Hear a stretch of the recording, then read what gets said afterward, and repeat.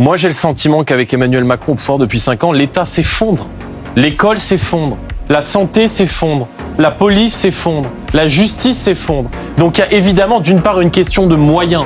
Il faut assumer que le service public il n'est pas fait pour être rentable. Et donc il faut évidemment mettre des moyens, augmenter les salaires. Les enseignants aujourd'hui sont payés 25% de moins que tous les autres fonctionnaires de catégorie A. Donc il faut augmenter les salaires. Moi, il y a quelque chose s'agissant de l'école, qui m'a beaucoup inquiété depuis le début de ce quinquennat.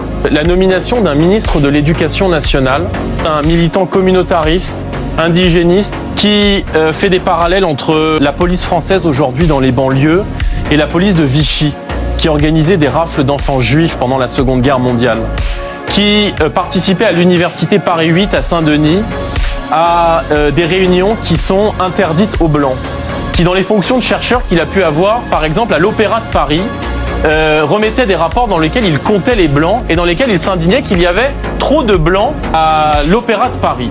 Donc on a là quelqu'un qui va accélérer la déconstruction de notre pays, qui porte des thèses indigénistes. Donc on voit bien là qu'au plus haut sommet de l'État, on a des gens qui remettent l'éducation de nos enfants entre les mains de quelqu'un qui est un militant indigéniste et qui fait de la comptabilité ethnique à l'Opéra de Paris.